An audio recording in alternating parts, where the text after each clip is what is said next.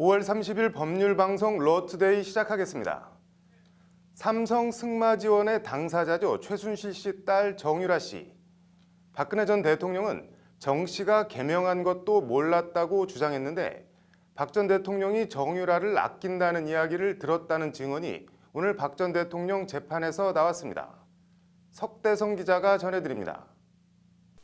헌법재판소의 탄핵 심판이 한창이던 지난 1월 박 전 대통령은 한 인터넷 방송에 나와 최순실 씨 딸 정유라 씨를 어렸을 때 보고 못 봤다고 말합니다. 근황도 모르는 정유라 씨를 위해 삼성의 승마 지원을 압박했다는 혐의는 말도 안 된다는 주장입니다. 어릴 때 봤죠. 그렇습니까? 예. 또 요번에 보니까 이름을 개명을 해서 정유라라고 부른다고. 전 정유연으로 알고 있었어요. 그러니까 정유라라는 것도 몰랐습니다. 개명한 것도 이번에 알았어요. 그런데 오늘 박 전 대통령에 대한 공판에선 박 전 대통령이 정유라 씨를 아낀다는 말을 들었다는 증언이 나왔습니다.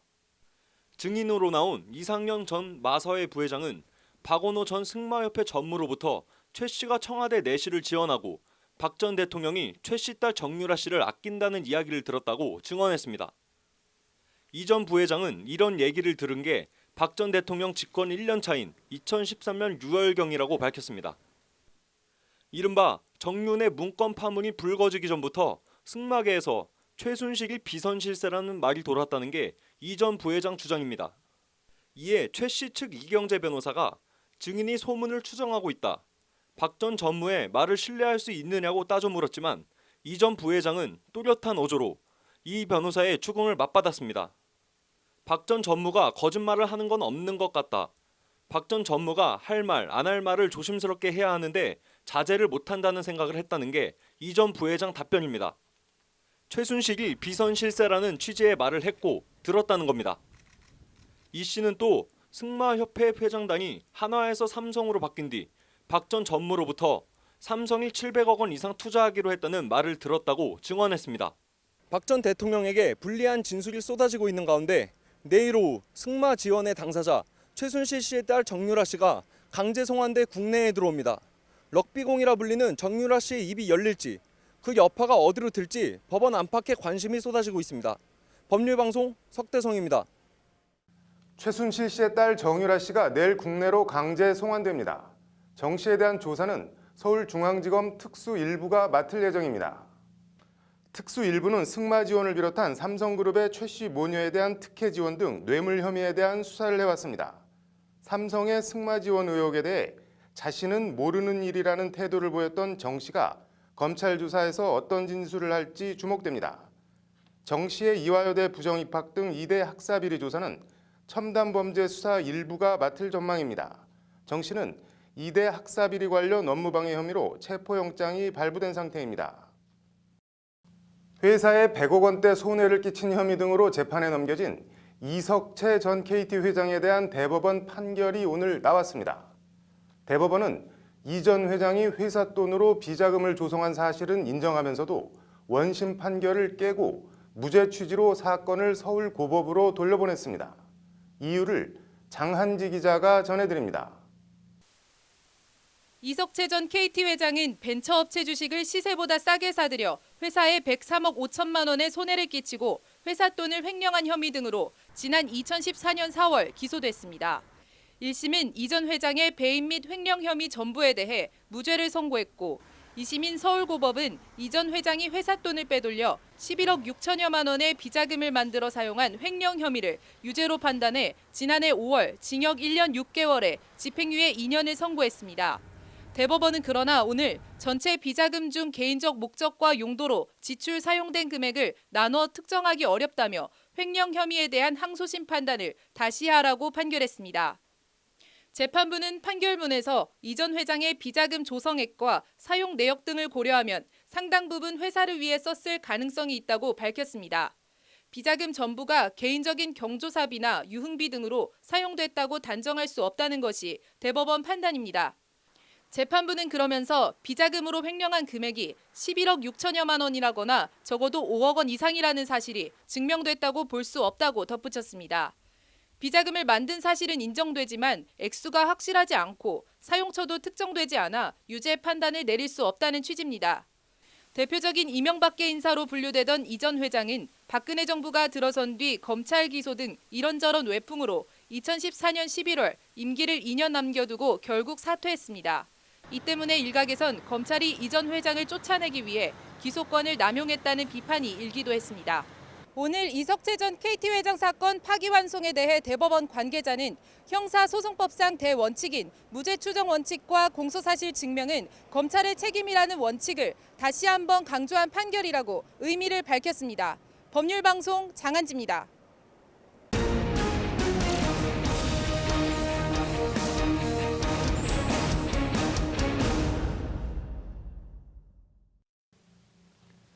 판결로 세상을 변화시키거나 유지하는 곳, 바로 대법원인데요. 이틀 뒤면 대법관 두 자리가 공석이 됩니다.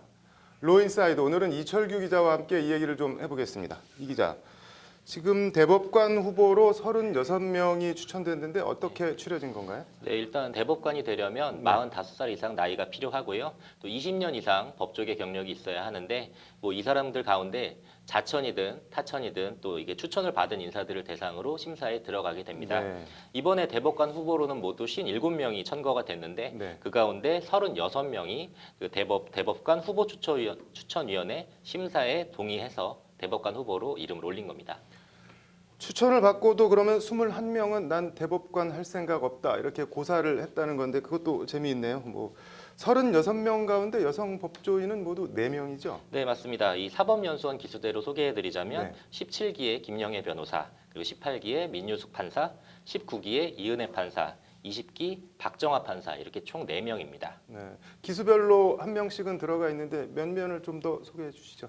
네, 일단 서울중앙지법 판사 출신인 그 김영애 변호사는 올해 57살로 현재 법무법인 광장 소속입니다. 네. 고려대를 나왔고요. 사법연수원 17기로 이번에 4명의 여성 후보 가운데 연수원 기수도 가장 빠르고 나이도 가장 많습니다. 네. 법관 재직 시에는 세계 여성 법관회의 부회장을 역임하는 등 뭐 활발한 대외 활동을 펼치기도 했고요.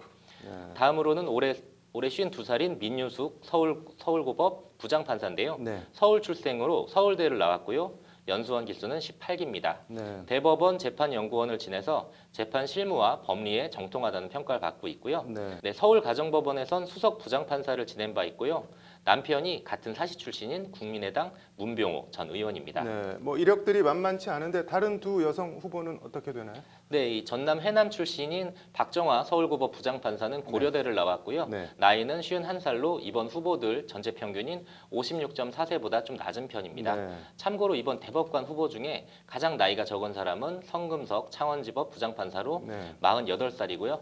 가장 나이가 많은 후보는 62살인 이기광 울산지법 원장과 장경찬 전주지법장입니다. 네. 이 박 판사는 사법연수원 교수와 그 대법원 재판연구원을 지냈는데 뭐 지난 2010년 행정법원 최초로 첫 여성 부장판사라는 명예도 아는 바가 있고요. 네. 자, 마지막으로 이은혜 서울가정법원 수석 부장판사도 박정화 후보처럼 호남, 광주 출신인데요. 서울대를 나왔고 사법연수원 19기입니다.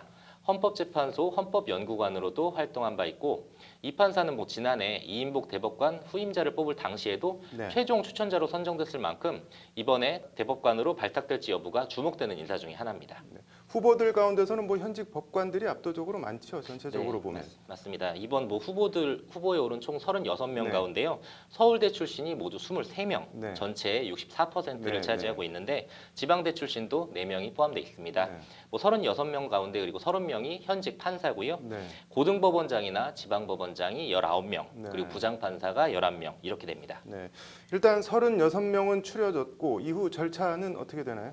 네, 이번에 이름을 올린 그 36명에 대한 정보는요. 네. 법원 홈페이지에 아주 자세하게 나와 있는데 네. 일반 국민 누구나 후보에 대해서 의견을 밝힐 수가 있습니다. 아, 특이하네요. 예, 그렇죠. 그 국회에서 입법 그 예고 기간을 두고 국민들에게 뭐 의견 구하는 아, 것처럼 네. 뭐 그런 거와 비슷하다고 보시면 될 것 같습니다. 그렇군요. 이후에는 어떻게 되나요? 네, 이제 일단 국민의 의견을 물어본 다음에 네. 이 대법관 후보 추천위원회로 명단이 보내지는데요. 네. 추천위가 36명 중에 6명 이상의 후보를 추천하면 양승태 대법원장이 그중 2명을 지명해서 제청 요구를 하게 되고 네. 그 제청 요구를 받은 국회의 동의를 얻어서 최종으로 대통령이 임명하게 됩니다. 임기는 총 6년이고요. 연임도 가능합니다. 네. 대한민국 정부 수립 이후 역대 대법관이 150명이 넘는다고 하는데 그 가운데 여성 대법관이 4명밖에 그동안 없었다고 하는데 이번에 5번째로 여성 대법관이 탄생하는지 관심을 갖고 지켜보겠습니다. 잘 들었습니다.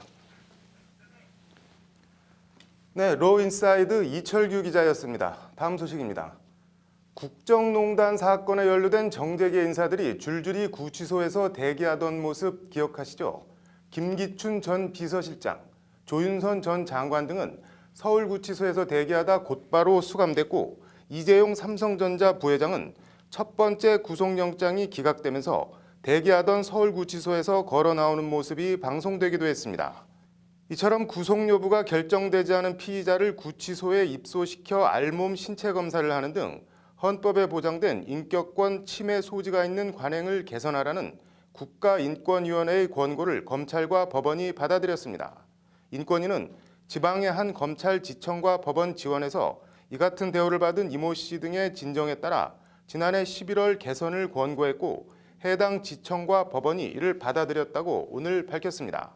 해당 검찰지청은 신체검사 간이화와 수의가 아닌 운동복 지급, 사진 촬영 생략 등 인격권과 신체의 자유침해 최소화 방안을 마련하겠다고 인권위에 알렸습니다.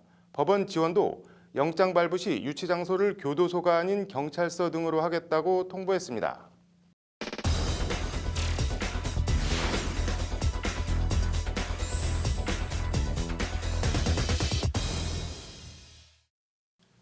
네, 이슈 플러스 오늘은 사무장 병원 얘기를 좀 해보겠습니다. 김효정 기자 나와 있습니다. 김 기자, 내연녀는 이럴 때 꼭 빠지지 않고 등장하는데 이번에 권익위에 적발된 사무장 병원 어떻게 사무장 병원을 운영했다는 건가요?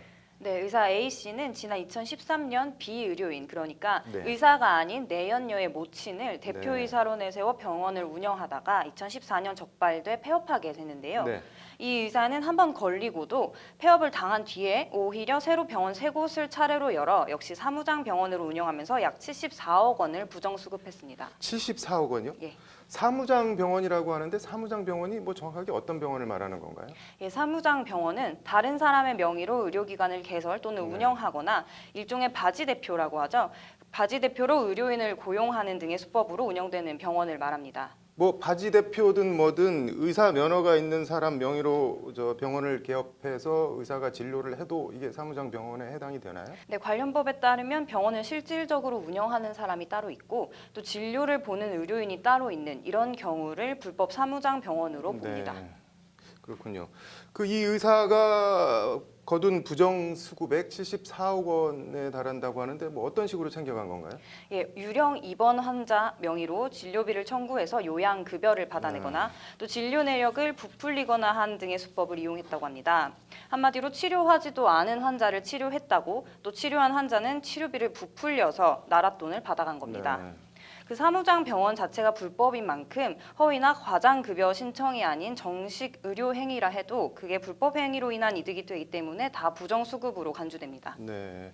근데 통상 사무장 병원이라고 하면은 의료 면허가 없는 비의료인이 의사를 내세워서 병원을 설립하고 본인이 운영하고 그런 경우인데 이 사람은 본인이 의사인데 왜 사무장 병원을 차린 건가요? 예, A 씨는 사무장 병원 개설 전부터 고액 세금 체납 상태였다고 합니다. 네. 그래서 본인의 명의로 병원을 개설할 경우에 차압이 들어올 테니까 이를 피하기 위해서 사무장 병원을 만든 거죠. 네.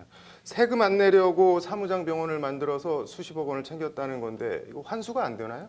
환수는 할 수 있습니다. 네. 건강보험공단에서 지금 지급받은 금액이기 때문에 네. 환수는 되는데 이게 쉽지는 않다고 합니다. 권익위 관계자에게 직접 들어보시죠. 네. 문제는 이런 병원의 특징이요. 환수가 좀 어려워요.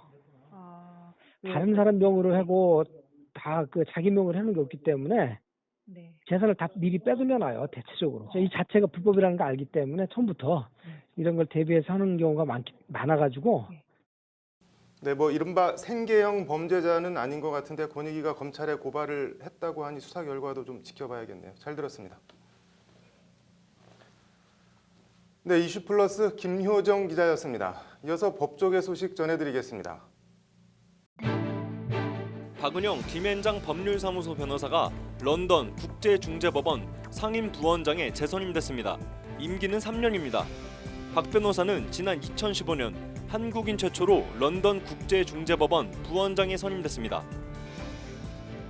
법무법인 율촌이 청탁금지법 위반 여부를 자가 진단할 수 있는 애플리케이션 이 율촌 청탁금지법을 개발해 출시했습니다.